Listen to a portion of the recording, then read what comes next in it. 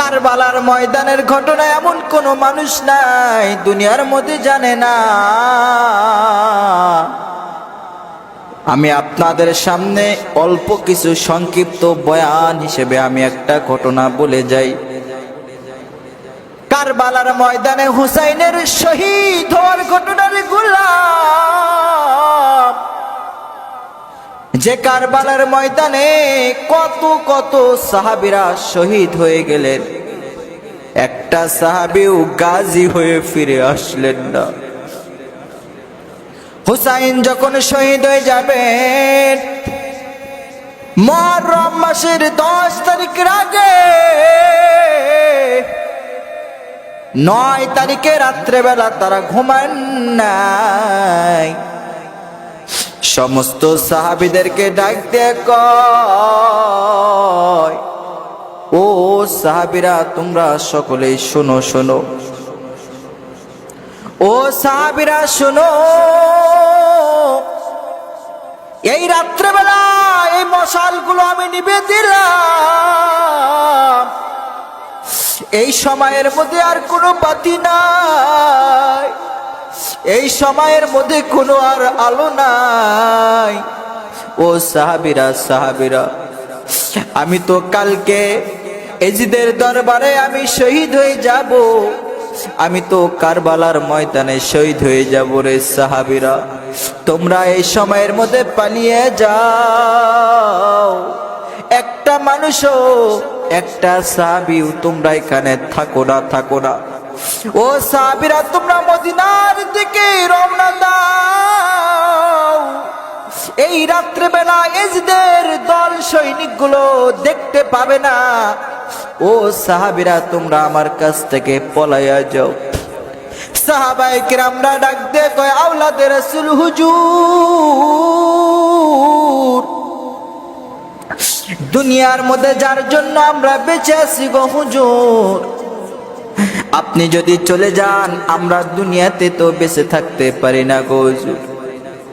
হুজুর ঠিক আছে, আমরা আপনার কথা মানলাম, যদি আমরা আপনার কাছ থেকে যদি পলাইয়া যাই হুজুর আমার, আজ নয় কাল তো দুনিয়া ছেড়ে আমাদেরকে চলে যাইতে হবে।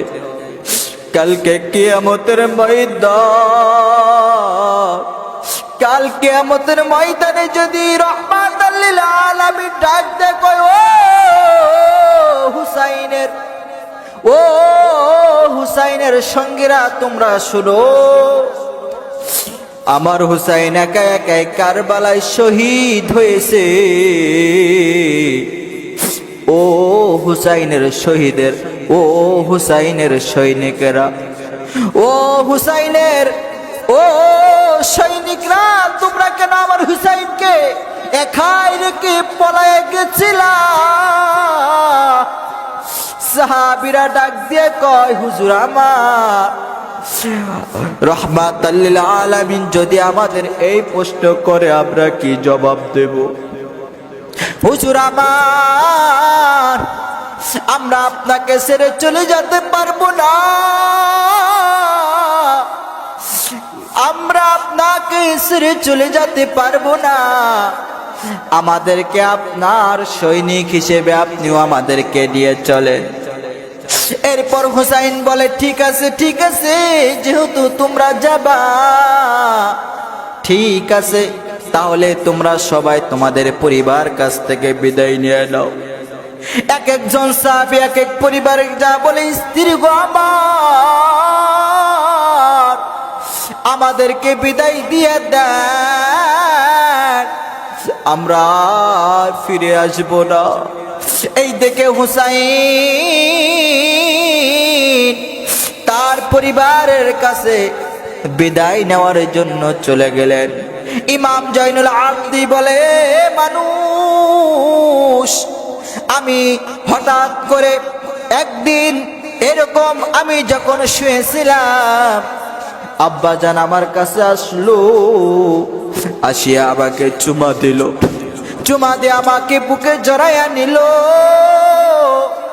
আমি ডাক দিয়ে কই, ও আব্বাজান, ওই কারবালার ময়দানে আমাকেও নিয়ে যাও। আব্বাজান ডাক দেখো,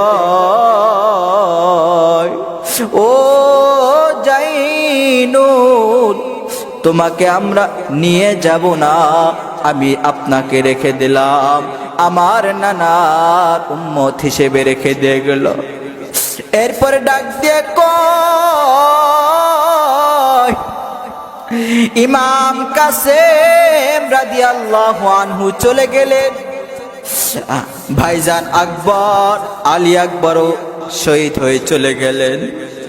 এরপর তার ছোট বোনের কাছে চলে গেলেন, জয়নাব রাদিয়াল্লাহু আনহার কাছে চলে গেলেন। হুসাইনের ছোট বোন ছিল, তার কাছে যা কয়, ও বোন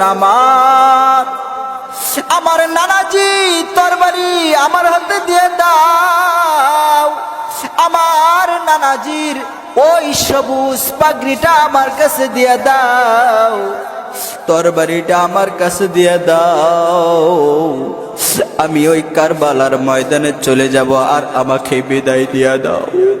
জয়নাব রাদিয়াল্লাহু আনহু কান্না বাঁকা নিয়ে কই, ভাইজান,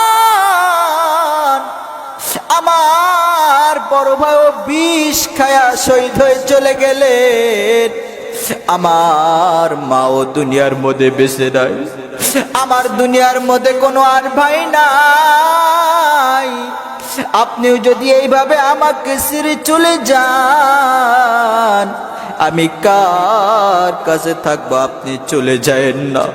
কত কান্নাকাটি করলো হুসাইনের বুকের মধ্যে, মাথা ঠেকায়া কান্না করে তার বোন।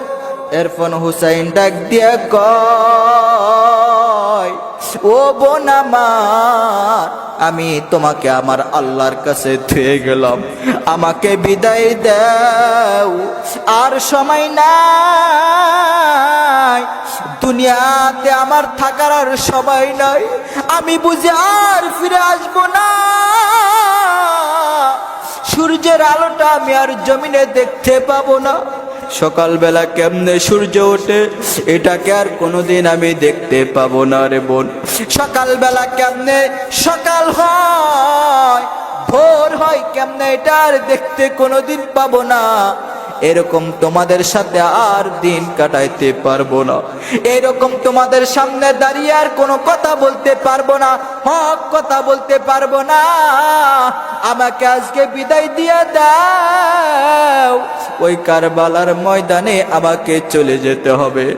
এরে নবীর উম্মতের দল, এরে আল্লাহর গোলাম, এত পরিবার কষ্ট, এত পরিমাণ কষ্ট নিল, এত পরিমাণ কান্না করতে করতে চিরদিনের জন্য বিদায় নিয়ে কারবালার ময়দানে সাহাবীদেরকে নিয়ে চলে গেলে, সমস্ত সাহাবীরা শহীদ হয়ে গেলেন, গাজী হয়ে আর কেউ ফিরে আসলো না রে গোলাম।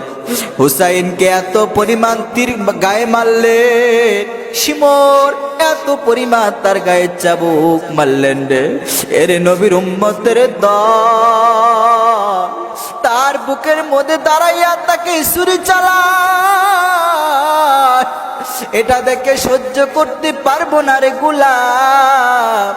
এরপর সমস্ত সাহাবীরা পর্যন্ত শহীদ হয়ে যায়। কারবালার ময়দানের এত পরিমাণ হালত হয়ে গেল রে গোলাম, রক্তাক্ত হয়ে গেল, সমস্ত সাহাবীরা চলে গেল, সমস্ত সাহাবীরা শহীদ হয়ে হয়ে আল্লাহর দরবারে চিরবিদায় নিয়ে চলে গেল।